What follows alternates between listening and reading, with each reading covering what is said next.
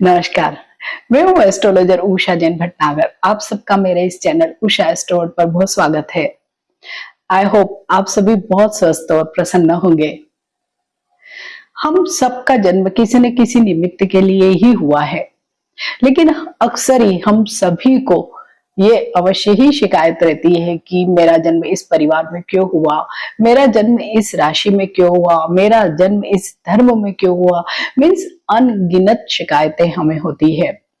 और विशेषकर जब भी जो लोग भी ज्योतिष में विश्वास करते हैं तो उन्हें अवश्य ही लगता है कि कुछ राशियां बड़ी स्ट्रगल करने वाली होती है और हमारा जन्म उसी राशि में हो गया, इसीलिए हमें पूरे जीवन पर्यंत संघर्ष करना पड़ रहा है।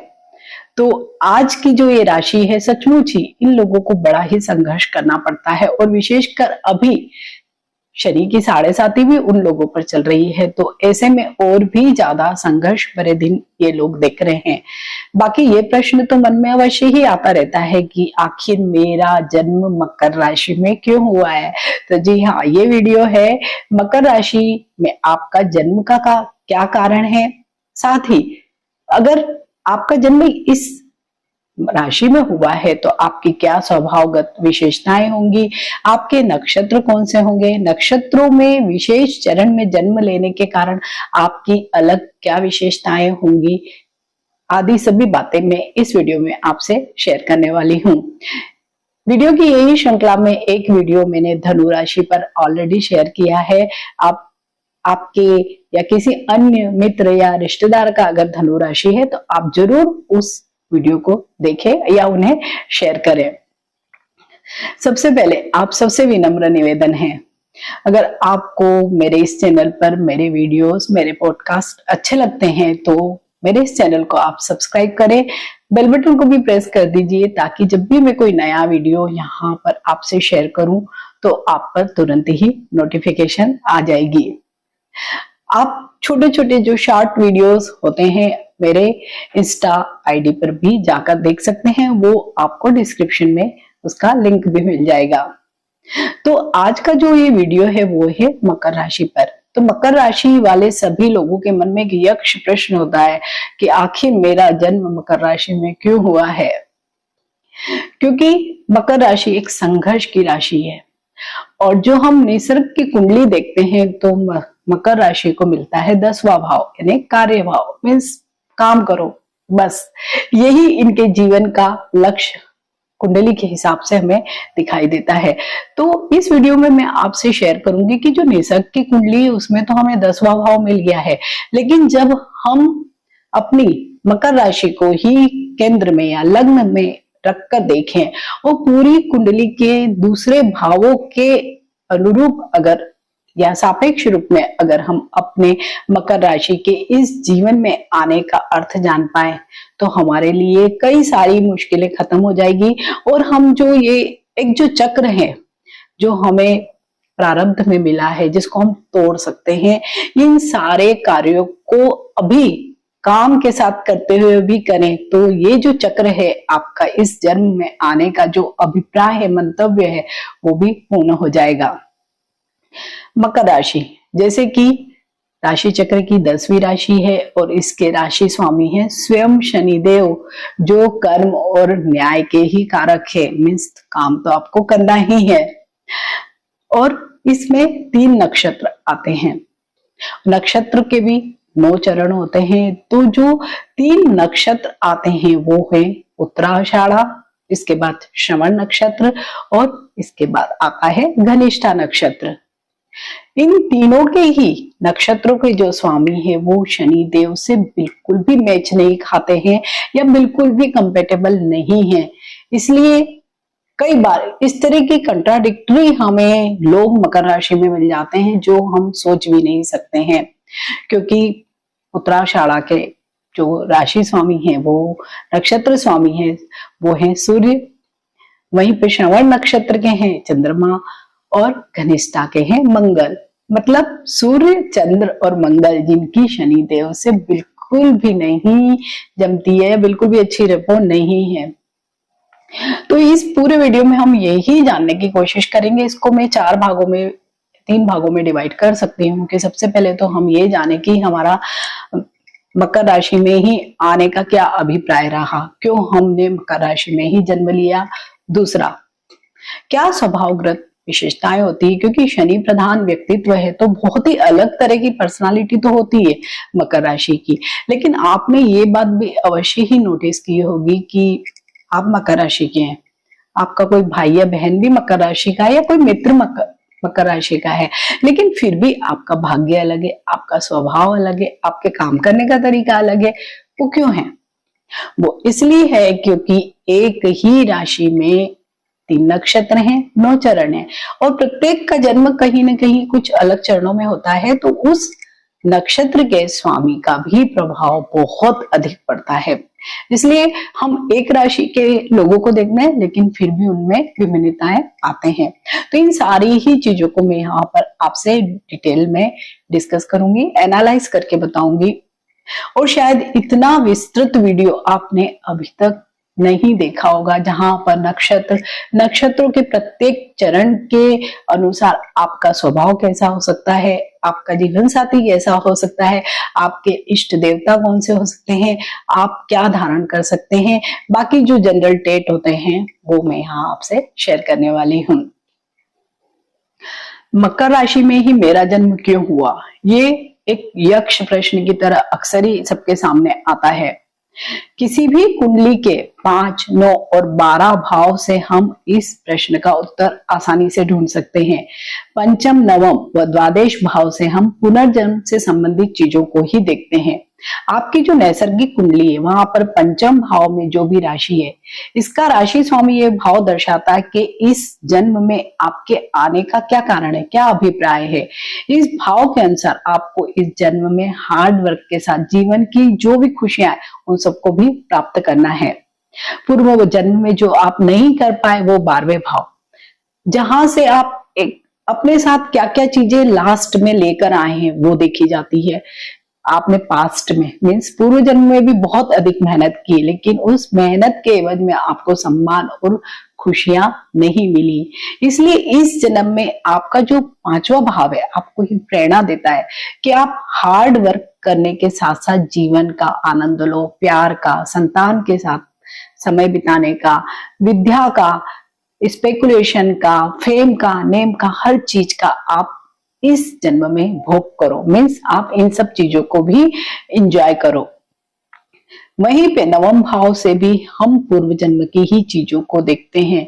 तो इस तरह से हम 5, 9 और 12 भाव को आपकी एक तो नैसर्गिक कुंडली के अनुसार देखेंगे और एक हम देखेंगे लग्न में ही। अगर मकर राशि को रखते हैं तो आपके 5, 9, 12 भाव में कौन कौन से ग्रह आते हैं, कौन सी राशियां आती हैं, उनके अनुसार ही तय होगा कि आपका जन्म इस समय मकर राशि में क्यों हुआ है और आपको इस जन्म में क्या करना चाहिए कि आपका ये जो राशि का जो चक्र है या जो पूर्व जन्म के जो भी ऋणानुबंध हैं वो किस तरह से टूट जाए। कार्य भाव पर आपकी स्वयं की राशि है, मतलब आपका जन्म कार्य करने के लिए ही हुआ है, साथ ही पिता के साथ संबंधों को सुधारने के लिए भी हुआ है जो पूर्व जन्म में ठीक नहीं थे। इसी के सामने सुख का भाव है, तो काम के साथ आपको सुखों की प्राप्ति करना है, मतलब काम और परिवार में आपको बैलेंस बनाना है इस जन्म में। 5वें भाव से इस जन्म में आने का कारण जानते हैं, तो आपको काम के साथ साथ प्यार, संतान से भी प्यार, अपनी खुद की शिक्षा, सुख और आनंद, नेम, फेम, स्पेकुलेशन, ये सब चीजें भी प्राप्त करनी है, क्योंकि यहाँ पर वृषभ राशि है आपके 5वें भाव में और वृषभ राशि के जो स्वामी है वो स्वयं शुक्र है। तो आपको इस जन्म में कार्य करने के साथ साथ जीवन का आनंद भी लेना है। नवम भाव में बुध की राशि है, तो आपको काम तो करना है लेकिन आपको बुद्धिमत्ता के साथ कार्य करना है, मतलब आपको कोल्हू के बैल की तरह नहीं जुट जाना है, आपको स्मार्ट वर्क करना है, हार्ड वर्क करना है लेकिन स्मार्ट वर्क करना है। इस जन्म में 12वें भाव में है धनु राशि, इसका जो नक्षत्र होता है वो होता है मूल नक्षत्र, मतलब आप पूर्व जन्म में भी अपने मूल से जुड़े हुए थे, लेकिन आपको इस जन्म में भी जो भी आप काम करेंगे तो अपनी मूल, अपनी जड़ों से जुड़कर अगर आप करेंगे तो आप देखेंगे कि आपका जो ये पूर्व जन्म का जो चक्र है और इस जन्म में आपका जन्म क्यों मकर राशि में हुआ है वो आप तोड़ पाएंगे। मीन्स आप जन्मों का ये चक्र तोड़ पाएंगे, क्योंकि आपके राशि स्वामी है स्वयं शनिदेव। शनिदेव आपसे काम तो जी भर के करवा लेंगे, लेकिन इसके साथ ही शनिदेव का एक जो स्वभाव होता है वो विशेषकर मकर राशि में बहुत अच्छा फल नहीं देते हैं, या हम यूं कह सकते हैं कि शनिदेव की ये एक प्रिय राशि नहीं है। शनिदेव की दूसरी राशि कुंभ राशि और वो उनको अधिक प्रिय है, मकर राशि थोड़ी सी कम प्रिय है। इसी वजह से जो भी मकर राशि के लोग होते हैं तो जीवन में संघर्ष करते हैं, लेकिन सुखों का आनंद नहीं उठाते हैं या उन्हें उठाना ही नहीं आता है, इसलिए उनका जीवन बहुत ही उदासीन होता है, या जीवन में कुछ न कुछ इनके झमेले या असंतोष पूरे जीवन भर चलता रहता है। तो यहाँ पर हमने 5वें भाव से, 9वें भाव से और 12वें भाव से ये जाना है कि आपको इस जन्म में क्या करना है। मतलब आपका जन्म इस जन्म में इसलिए हुआ है कि आप काम भी करें, लेकिन जीवन के समस्त सुखों का आनंद लें और स्मार्ट वर्क करें। केवल कोई भी काम करना है तो इसलिए नहीं काम करना है। अगर आप मकर राशि के हैं तो आपने खुद भी देखा होगा कि अगर आप किसी को दान भी दे रहे हैं तो बहुत सोच समझ कर और पूछताछ करके ही दान भी देते होंगे। मतलब कहीं ना कहीं आप में स्मार्टनेस है, लेकिन आपको इसका पूरा उपयोग इस जन्म में अवश्य ही करना है। सामने आता है आपके चतुर्थ भाव यानी सुख का भाव, वहां पर तो अश्विनी नक्षत्र भी है। तो ऐसे में आपको क्या करना है, एक डॉक्टर की तरह हील भी करना है दूसरे लोगों को भी साथ देना है, परिवार का साथ देना है और उन सबको साथ में लेके जीवन का आनंद उठाना है। अगर हम मकर राशि को लग्न में देखें तो आपका जो 10वां भाव है वहां पर आ जाती तुला राशि। तो क्या करना है, आपको जीवन में बैलेंस बनाना है, हर जगह अधिक नहीं बोलना है, काम करना है, लेकिन जीवन के समस्त सुखों को भी भोगना है। पारिवारिक जीवन, व्यवसायिक जीवन, इन सब में भी आपको इस जन्म में अवश्य ही बैलेंस बनाना होगा। तभी आप ये जो राशि का चक्र है कि आप मकर राशि में क्यों पैदा हुए टूट पाएगा। आगे हम जानेंगे कि मकर राशि वाले लोगों को, क्योंकि शनि इनके राशि स्वामी है, वही जो नक्षत्र है नक्षत्रों के स्वामी तो कोई और ही है। तो मकर राशि वाले सभी लोगों का स्वभाव कैसा होता है, क्योंकि मकर राशि का जो साइन है वो आप सब जानते ही होंगे कि 2 चीजों से मिलकर बना है। नीचे वाला जो हिस्सा है वो तो एक मछली की तरह दिखाई देता है, लेकिन ऊपर वाला जो हिस्सा है एक बकरी, और वो भी पहाड़ी बकरी की तरह ही दिखाई देता है। कितना अजीब कॉम्बिनेशन है ना, जल और थल 2 चीजों को मिलके आपका साइन बनाया गया है। अगर ऊपर वाले हिस्से को अगर हम देखें, बकरी को शायद आप सबको भी मालूम होगा कि वो ऐसी ऐसी जगहों पर चढ़ जाती है, पहाड़ों पे, बहुत सकरी ऊंची तीखी चोटियों पर भी वो चढ़ जाती है, पेड़ों पर वो चढ़ जाती है, कांटेदार पेड़ जैसे बबूल वगैरह के जो पेड़ है वहां पर वो बड़ी आसानी से चढ़ जाती है। मीन्स मकर राशि वाले लोगों का जीवन बिल्कुल ऐसा ही होता है, ऊंची नुकीली पथरीली चीजों पे ही इनको पूरे जीवन पर्यंत चलना है और अंत में सफल होना है। मकर राशि के सभी लोग शनि प्रधान व्यक्तित्व के होते हैं, इसलिए अगर अपीयरेंस की बात करें तो ये साधारण कद काठी के ही होते हैं, देखने में बहुत अधिक खूबसूरत नहीं होते हैं, मध्यम इनका कद होता है। सब जो इनका रंग होता है वो भी गेहुआ से लेकर ब्रिटिश टाइप का ही होता है। इनकी जो सबसे बड़ी विशेषता होती है, ये बहुत ही आशावादी प्रकृति के होते हैं, जीवट होते हैं। मीन्स जिसे हम कह सकते हैं कि कभी भी निराश नहीं होते हैं, क्योंकि कर्म प्रधान व्यक्ति होने के कारण हमेशा यही सोचते हैं कि इस काम को तो ये अवश्य ही पूर्ण कर लेंगे। वर्कोहलिक तो होते ही है, लेकिन इसके साथ ही ये जीवन का आनंद लेना भूल जाते हैं, अपने काम में इतना अधिक डूब जाते हैं कि घर परिवार के साथ समय बिताना ही भूल जाते हैं। इनकी लीडरशिप क्वालिटी बहुत अच्छी होती है, लेकिन इसके साथ ही इन्हें आप देखेंगे कोई ना कोई व्यसन अवश्य ही होता है। जैसे कुछ लोग तंबाकू खाते हैं, कुछ लोग सिगरेट पीते हैं, इस तरह से इन लोगों को जरूर आदत होती है। आप मकर राशि वाले लोगों को देखेंगे तो जब भी इंटरवेल्स होता है, क्योंकि वर्कोहलिक है, काम बहुत अधिक करेंगे, लोड अधिक होता है इन पे, तो ये जरूर इस तरह से किसी चीज के थ्रू ब्रेक लेते हैं। किसी को चाय पीना बहुत अच्छा लगता है, कोई कॉफी पीते हैं, लेकिन सभी मकर राशि वाले लोगों को किसी न किसी चीज का व्यसन अवश्य ही दिखाई देता है। इसके साथ ही ये लोग ऐसे होते हैं जैसे नारियल होता है, ऊपर का खोल तो बहुत कठोर होता है लेकिन अंदर से उतने ही नरम और मुलायम होते हैं। लेकिन इसके साथ ही इन लोगों को अपनी फीलिंग्स शेयर करना नहीं आती है। इनके जीवन में अफेयर्स तो बहुत होते हैं, 2 या 3 अधिकांश लोगों को देखे हैं कि मकर राशि वाले लोगों के जीवन में प्यार आ ही जाता है, लेकिन इन्हें अपनी फीलिंग्स को शेयर करना नहीं आता है शब्दों में।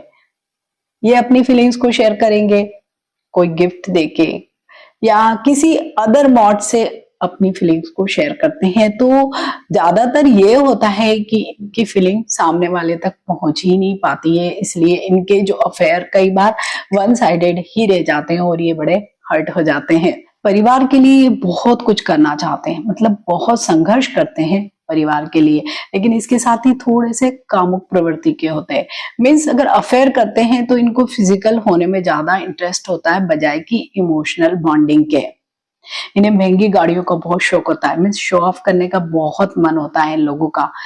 कर्मठ होते हैं, इसलिए समाज में इन्हें उचित सम्मान भी मिलता है, प्रतिष्ठित होते हैं, लोग इनको अपने काम की वजह से जानते हैं, लेकिन ये अपने व्यवहार से कई बार अपनी जीती हुई बाजी को ही बिगाड़ देते हैं। इन लोगों की जो युवा अवस्था होती है वो बहुत ही संघर्षमय होती है। ये अधिकांश तौर पर 30 वर्ष के आसपास ही सेटल होते हैं, इसलिए बहुत एकांत प्रिय हो जाते हैं, जिद्दी और हठी भी होते हैं। ये किसी भी चीज को अगर ठान ले तो उसे अंत तक कर ही दम लेते हैं। इन्हें दूसरों की सलाह पसंद नहीं है, लेकिन इन्हें सलाह देना बहुत अच्छा लगता है। साथ ही ये अपने आप को बहुत ज्यादा ज्ञानी जानते हैं। ऐसा इन लोगों को लगता है कि मुझे तो हर फील्ड की ही नॉलेज है, तो मैं तो अवश्य ही सलाह दूंगा। इसी वजह से ये दूसरों के कामों में हस्तक्षेप भी बहुत अधिक करते हैं, लेकिन इन्हें अपने काम में किसी का भी हस्तक्षेप बिल्कुल भी पसंद नहीं होता है। इसलिए ये अपने दोस्तों में, मित्रों में या जो रिश्तेदार होते हैं उनमें बड़े ही अलोकप्रिय हो जाते हैं और इनकी छवि भी खराब हो जाती है। इसके साथ ही मकर राशि वाले सभी लोगों का एक नेचर ये भी होता है कि ये लोग बहुत छोटी सी बात का पतंगड़ बना देते हैं। मीन्स बहस करने की बहुत अधिक प्रवृत्ति होती है और शनि की वजह से एक स्टबर्ननेस आ जाती है कि मैं ठीक हूं, तुम सब गलत हो, मुझे इस फील्ड का नॉलेज है, तुम सब लोगों को इस फील्ड का नॉलेज नहीं है। और इन्हें नॉलेज होता भी है, इनका नॉलेज ऐसा होता है कि 10 चीजों का नॉलेज है, परफेक्शन एक में भी नहीं होती है। इसीलिए इन्हें लगता है कि जीवन का कोई भी क्षेत्र ऐसा नहीं है जहां मैं हस्तक्षेप न कर सकूं या जहां मैं सलाह न दे सकूं। इसके साथ ही इन लोगों का एक जो बहुत ही अच्छा नेचर भी जिसे हम कह सकते हैं कि ये दूसरों की हेल्प करने के लिए हमेशा तत्पर रहते हैं, लेकिन हेल्प इस तरह से करते हैं कि उसके जीवन में फिर बहुत अधिक दखल देने लगते हैं, तो इसीलिए लोग इनसे थोड़ा सा दूर रहने लगते हैं। साथ ही ये जब भी साधारण भी बात करेंगे तो उसमें अपनी बात को आगे रखने की या एम्फेसाइज करने की बहुत अधिक कोशिश करते हैं। इसकी वजह से भी अगर आप वर्क प्लेस पे देखेंगे तो ये लोग अपनी बातों को ही बहुत ज्यादा इंपॉर्टेंस देंगे, तो जो इनके कलीग्स होते हैं या टीम मेंबर्स होते हैं थोड़ा सा इनसे चिढ़ते हैं। साथ ही इन लोगों का एक नेचर ये भी होता है कि इतना अधिक हार्ड वर्क करते हैं कि काम ज्यादा करेंगे तो ऑब्वियसली बहुत थक जाएंगे और उसके बाद बहुत ही चिड़चिड़ करते हैं। मतलब इन लोगों का जो स्वभाव होता है बहुत ही इरिटेटिंग टाइप का हो जाता है। काम करना बहुत अच्छा आता है, लेकिन सामाजिक संबंधों को या सामाजिक दृष्टि से किस तरह से व्यवहार करना है ये नहीं आता है। अगर ये थोड़ा सा यहाँ पर कुछ काम करें तो इन लोगों का जीवन शायद सर्वश्रेष्ठ हो सकता है, क्योंकि ज्ञानी ये बहुत अधिक है, फीलिंग्स इनमें होती है, हालांकि वो शेयर करना नहीं इन्हें आता है और इसीलिए इनके जीवन में बहुत सारे अफेयर्स हो जाते हैं, क्योंकि कभी तो ये फीलिंग शेयर नहीं कर पाते हैं, कभी कोई अन्य वजह से इनका पार्टनर ही इन्हें चीट कर देता है। मीन्स इनके जीवन में जो 5वां भाव है ना प्यार और मोहब्बत का, वो कभी ना कभी खाली रह ही जाता है। तो इस जन्म में अगर इस चक्र को तोड़ना है, राशि चक्र को, कि मैं इस मकर राशि में ही क्यों पैदा हुआ, तो यहाँ पे आपको थोड़ा सा काम अवश्य ही करना चाहिए। शनि अलग प्रकृति का एक तत्व है, वहीं पे जो 3 नक्षत्रों के स्वामी है सूर्य, चंद्र और मंगल, वो बिल्कुल ही शनि से अपोजिट है। मतलब शनि और उनका कहीं सामने ही नहीं बैठता है। इसलिए पूरे जीवन में मकर राशि के लोग वैचारिक स्तर पर कहीं ना कहीं असमंजस या असंतोष और संघर्ष में ही रहते हैं, क्योंकि उनकी कोई चीज कभी ठीक होती है, कभी कोई चीज उनकी ठीक होती है। मतलब जीवन में जो संतुलन वाली जो स्थिति होती है वो नहीं आ पाती है, क्योंकि पूरे ही जीवन में आपकी कुंडली, जो व्यक्तिगत कुंडली होगी, उसमें दशा महादशा किस किस स्टार की चल रही है, क्योंकि 4 स्टार से अगर प्रभावित है, अब वो डिपेंड करेगा कि आपका जन्म मकर राशि के किस नक्षत्र में हुआ है, किस चरण में हुआ है, उस पर भी बहुत अधिक निर्भर करेगा। तो हम जानते हैं कि एक ही राशि में पैदा हुए लोग भी क्यों विभिन्न होते हैं, क्योंकि उसके लिए सबसे बड़ी वजह है नक्षत्र और उनके विभिन्न चरण। तो हम पूरे 3 नक्षत्र और 9 चरणों में अगर आपका भी जिस किसी भी चरण में जन्म हुआ है, उसे आप अपनी कुंडली में देखिए, वहां लिखा होता है कि आपका जन्म नक्षत्र ये है, चरण भी लिखा होता है। तो आपकी विशेषताएं उस चरण से ही संबंधित अवश्य ही होगी। मकर राशि, मकर राशि में 3 नक्षत्र आते हैं, उत्तराषाढ़ा, श्रवण और धनिष्ठा नक्षत्र। उत्तराषाढ़ा नक्षत्र के 3 चरण इस राशि में है, वहीं श्रवण के 4 चरण इस राशि में है, वहीं धनिष्ठा के 2 चरण इस राशि में है। उत्तराषाढ़ा नक्षत्र का जो पहला चरण है वो धनु राशि में आ चुका है, इसलिए मकर राशि में दूसरा, तीसरा और चौथा चरण उत्तराषाढ़ा का आता है। आ गया ना कंट्राडिक्शन।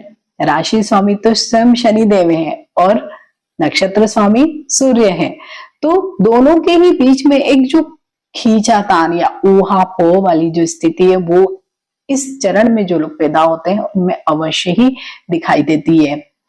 वहीं पे इनके जो देवता होते हैं वो विश्व देवा होते हैं। तो जिनका भी जन्म दूसरे चरण में होता है उत्तराषाढ़ा के, तो ऐसे लोग शरीर से स्थूल होते हैं, मीन्स मोटे होते हैं, दीर्घ शरीर होता है इनका, इसलिए इनकी जो प्रकृति होती है वो आलसी होती है। कल्पना शक्ति इन लोगों की बहुत बढ़िया होती है, मीन्स ये बहुत ख्याली पुलाव पकाते हैं। लेकिन इनका जो जीवन साथी होता है वो बहुत भाग्यशाली होता है इनके लिए, उसके आने के बाद ही इनके भाग्य खुलते हैं। लेकिन जीवन साथी से मतभेद भी रहते हैं।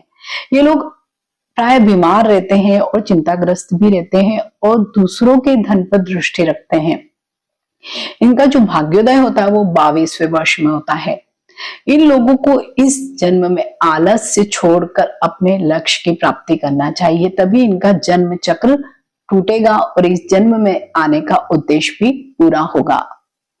तीसरे चरण में अगर उत्तराषाढ़ा के जो भी लोग जन्म लेते हैं वो साधारण शरीर के होते हैं, मध्यम कद काठी होती है, रंग भी सामान्य गेहुआ होता है, लेकिन इनका जो स्वभाव होता है बहुत स्वतंत्र होता है, किसी के भी दबाव में नहीं रहते हैं, बहुत बोलने वाले और बहुत तर्क करने वाला स्वभाव होता है, लेकिन उदार होते हैं, बहुत अधिक खर्चा करते हैं, व्यापार में या नौकरी जहां भी काम करते हैं सफलता प्राप्त करते हैं। परिवार के लिए ये लोग बहुत संघर्ष करते हैं। इनका जो भी जीवन साथी होते हैं वो हाइपरटेंशन से पीड़ित होते हैं और ये लोग स्वयं भी हृदय रोग से ग्रस्त हो जाते हैं। संतान के लिए भी लोग बहुत अधिक चिंतित रहते हैं, लेकिन अगर इनकी 2 या 3 संतानें हैं तो जो अंतिम संतान होती है वो बहुत सुख देने वाली होती है, इन्हें प्रिय भी होती है। इनके जो देवता है वो यम है। ये लोग अगर शिव जी की आराधना करें तो इनके लिए श्रेष्ठ रहेगा। गोमेद रत्न इन लोगों के लिए उपयुक्त होता है। अगर आपका जन्म उत्तराषाढ़ा के चतुर्थ चरण में है तो शरीर मध्यम होगा, गेहुआ रंग होता है, सामान्य कदकाठी के ही होते हैं, चंचल होते हैं लेकिन स्वार्थी बहुत होते हैं और ये लोग गुप्त कार्यों में बहुत अधिक लिप्त रहते हैं। इनके जो जीवन साथी होते हैं वो भी बहुत महत्वाकांक्षी और अहंकारी होते हैं, इसलिए इनका जो वैवाहिक जीवन होता है बहुत अधिक सुखद नहीं होता है, बहुत जहां पर तर्क वितर्क होते हैं, इसलिए ये लोग मानसिक व दिमागी तौर पर बहुत परेशान रहते हैं।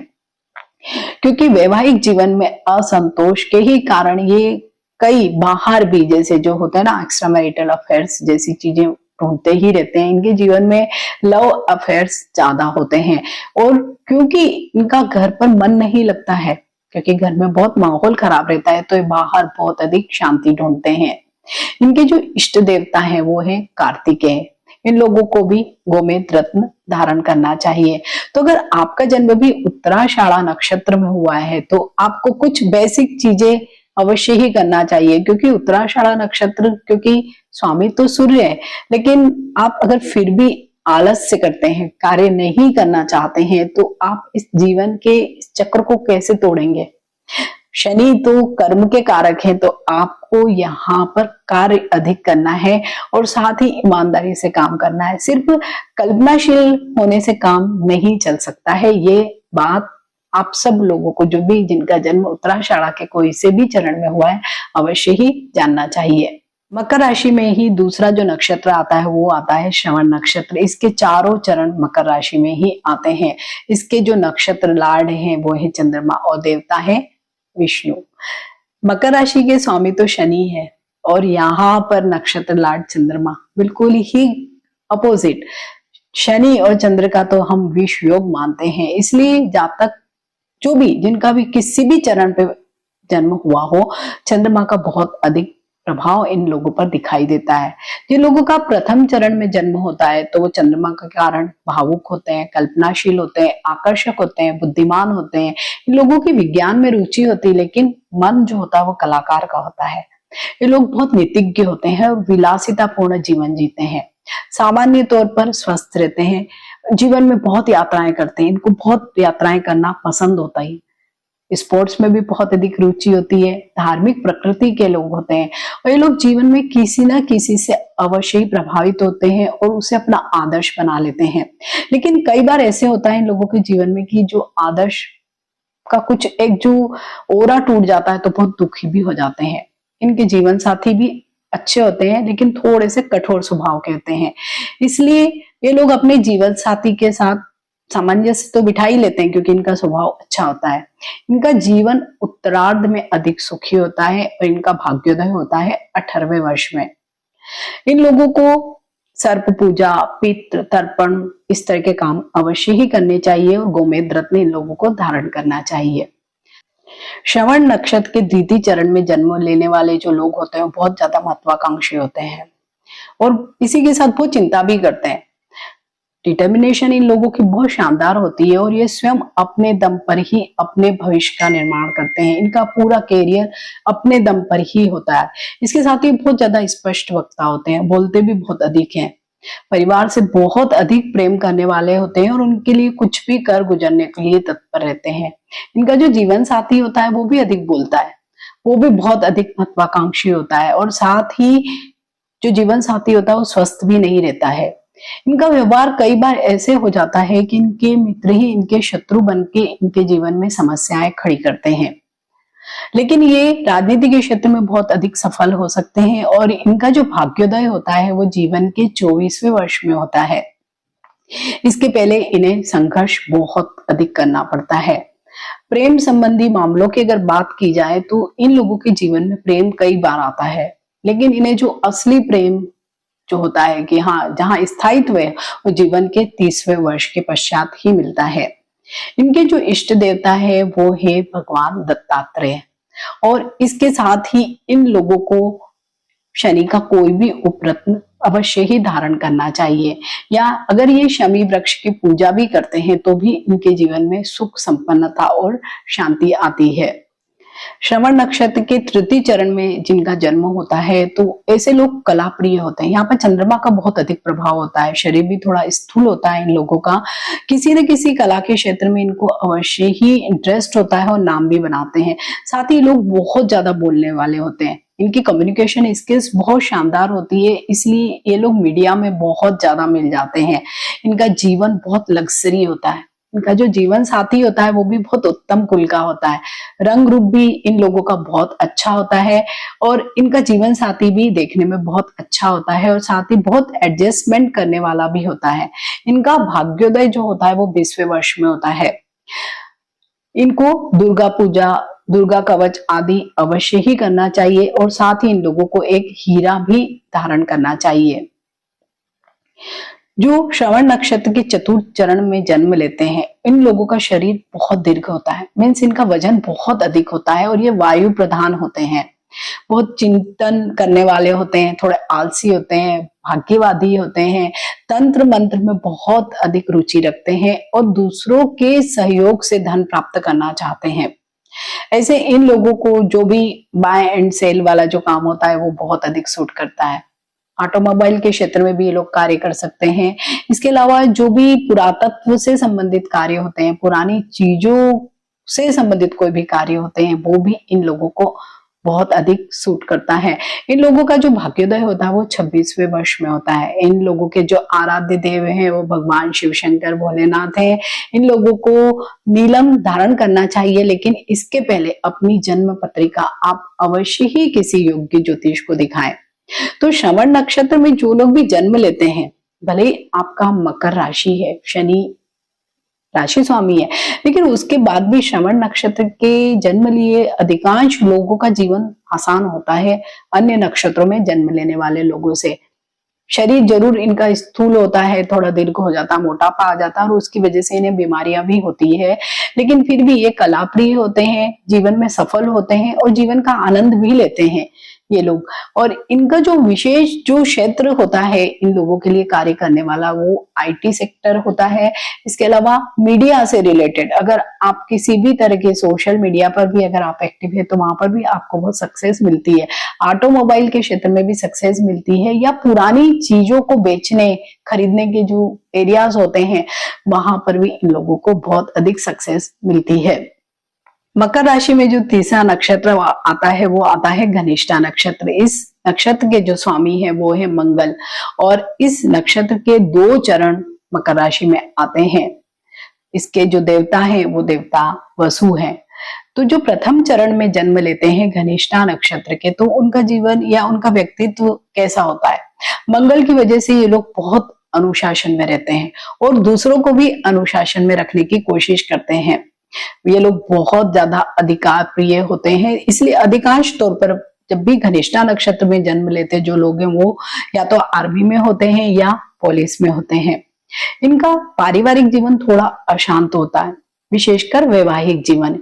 इनके बच्चों के साथ भी बहुत अधिक अच्छे संबंध नहीं रहते हैं, इसलिए ये लोग जीवन में बहुत अशांत होते हैं, क्योंकि इनको हर जगह डिसिप्लिन चाहिए होता है, अधिकार जमाने की इनकी प्रवृत्ति होती है, इसलिए परिवार में थोड़ा सा अच्छा माहौल नहीं रहता है। ये लोग बहुत ज्यादा आत्म प्रशंसा या आत्ममुक्त भी होते हैं। इन लोगों को बहुत ज्यादा हर चीज का नॉलेज होता है, लगभग हर चीज का, इसलिए थोड़े से अहंकारी भी हो जाते हैं और इन्हें अपने पद और प्रतिष्ठा का बहुत अधिक अभिमान होता है। तो घनिष्ठा नक्षत्र के जो लोग भी मकर राशि में पैदा होते हैं तो उन पर मंगल का बहुत अधिक प्रभाव होता है। तो मंगल एक फायर एलिमेंट है, वहीं पे जो शनि है वो एक वायु तत्व है। तो अगर इन दोनों का कॉम्बिनेशन मिल जाता है तो ऐसे लोग न्याय व्यवस्था इन सब चीजों में भी बहुत अधिक इंटरेस्ट रखते हैं और जीवन को बहुत ज्यादा आदर्श तरीके से जीना चाहते हैं। ये लोग बहुत अधिक सिद्धांतवादी भी हो जाते हैं। इसलिए घनिष्ठा नक्षत्र के जो लोग भी हैं, अगर वो हनुमान जी की पूजा आराधना करते हैं या चंद्रमा की भी पूजा करते हैं तो थोड़ा सा मन में उनके कोमल भावनाएं आती है। तो घनिष्ठा नक्षत्र के प्रथम चरण में अगर आपका जन्म है तो आपके लिए बेस्ट कैरियर ऑप्शन जितने भी न्याय से संबंधित, पुलिस, सेना, आर्मी, मीन्स जो इस तरह की जो भी फील्ड है, या आप लोहे से संबंधित कोई कार्य है, वहां पर भी बहुत अधिक आप लोगों को सक्सेस मिल सकती है। थोड़ा पारिवारिक जीवन में आपको फोकस करने की अधिक जरूरत होती है। घनिष्ठा नक्षत्र के द्वितीय चरण में जिन लोगों का जन्म होता है तो कदकाठी मध्यम होती है, लेकिन इनका वजन बहुत अधिक होता है, दृढ़ संकल्प वाले होते हैं, बहुत अधिक सिद्धांतवादी, अनुशासन प्रिय होते हैं, लेकिन इनका जो स्वभाव होता है बहुत खर्चीला होता है, इसलिए हमेशा इनको आर्थिक समस्याएं लगी ही रहती है। इनका जीवन साथी का सुख और बच्चों का सुख भी मध्यम ही रहता है। साथ ही इनके जो बच्चे होते हैं वो भी बहुत स्वार्थी होते हैं। तो अधिकांश तौर पर ये देखा जाता है कि इनके बुढ़ापे में बच्चों का बहुत अधिक सपोर्ट इन लोगों को नहीं रहता है। ये अपनी प्रतिष्ठा और उन्नति के लिए बहुत अधिक मेहनत करते हैं, पूरे जीवन पर्यंत ये संघर्ष करते हैं। इनका व्यवहार ऐसा होता है कि इनके मित्र ही इनके शत्रु बन जाते हैं। इनका जो अधिकांश तौर पर भाग्योदय होता है वो 19वें वर्ष में होता है, लेकिन जीवन पर्यंत इन लोगों को संघर्ष अवश्य ही करना पड़ता है। ये लोग मूंगा रत्न पहन सकते हैं। हनुमान जी की पूजा आराधना इन लोगों को करना चाहिए।